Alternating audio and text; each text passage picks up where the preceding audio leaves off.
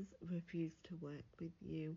That's how So I wanted to give an update to this because this was filmed a few months ago, and I've had several people come to me and say, hey, I record, but I don't always give the title and the author, but I have permission.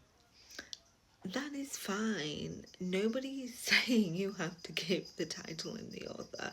This was a specific scenario, and in that scenario, they clearly stated. Now, I did say that it's possible they were trying to be, tongue-in-cheek, acting like it was a secret, like, sometimes things get lost in translation. Maybe it was a, hey, between you and us, I don't have permission for this, but I'll do it just for you type thing. But that's not the vibe I got. What I got was, I don't have permission to do this, but I'm doing it anyway. Which is why I can't tell you the author and I can't tell you the title.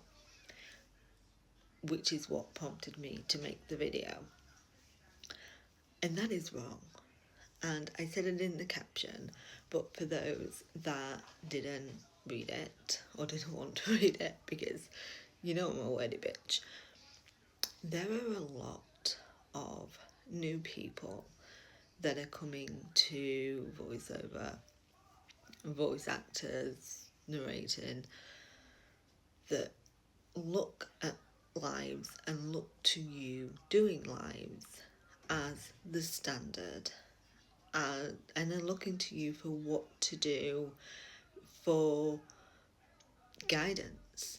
And so if they see you doing this, they think it's okay, and it's not.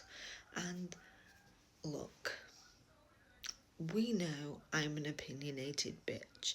This is not news.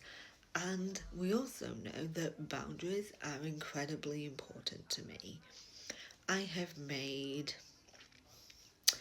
more than a handful of videos getting passionate, shall we say, about respecting boundaries. And normally that is around pseudonyms. Don't get me started. I will go on a rant about pseudonyms. So, if we need the reminder that, we don't have pseudonyms, we don't do it. But this is just another one. Respecting a boundary that is put in place of, no, you don't have permission to record this book live, is a fair boundary. You choosing to ignore that, what other boundaries are you willing to ignore?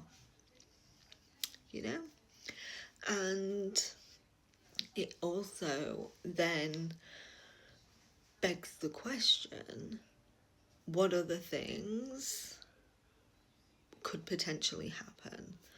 Or what advice are you giving to newer people that are coming to you?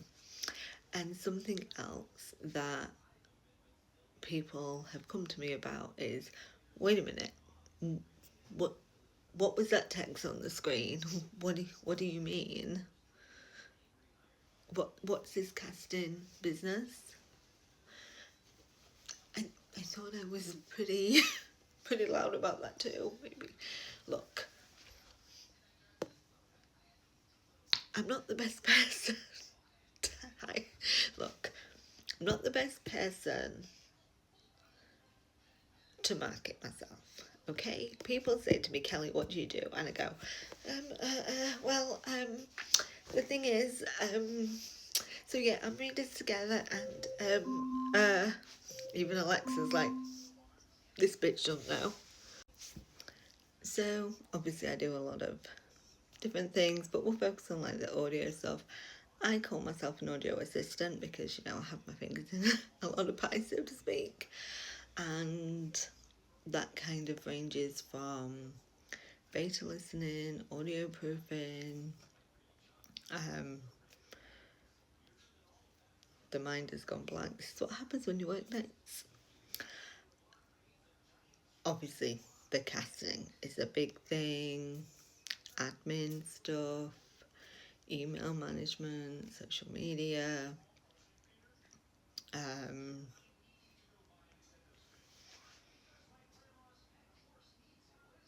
ALCs, but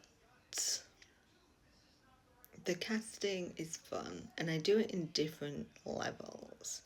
So I have been known to log in as an author and do the whole process from start to finish, communicate as the author. So when I talk to people and I say, like, hey, I know what I'm talking about, or this is my experience, it's because it's actually my experience. It's not second or third hand. It's what I've actually gone through. And that's something that I'm obviously proud of, that it's not just hearsay, it's what I actually did. And obviously there are other times when it is information that I've gathered through the years, or what I've experienced with an author, but in a different capacity. For some authors, I just give them the information and they will pass it on if they are working with a publishing situation, if they've sold the rights. There's one author that I work with who won't make an audiobook decision without me signing off on it, because she doesn't listen to audiobooks enough to want to make those decisions. With the fact that she puts that trust in me obviously means so much. And I think when I look at her audios, I'm like, yeah, we've done a banging job with these. And then there are others that will just come to me like, hey, these have been suggested to me, what do you reckon? And I'll either be like, these were awesome, or for what book now? Absolutely not. And often people just jump in my inbox and be like, I'm thinking about such and such, or do you have any ideas? And obviously there are others that just come to me and I like that. And I do it in different degrees, right? If somebody just wants a list of names, I can give you that. Give me a little bit of information about your book. Like, I'm not just cold giving names. Anyone can do that. Give me a little bit of information about your book and about your characters, and I can give you some names. And I will do that. It's not going to cost anything. You want more in depth, you want me to read your book and then do it, then yeah, that's time consuming. That's going to cost a little bit. And then you want me to do like more, like be involved, then we're talking like, let's sit down, let's talk, let's see what the process is actually going to entail. But I try and keep my fees down as low as possible because I know audiobooks are as expensive as it is, but it just depends on what your needs are. I also sort of kind of will do a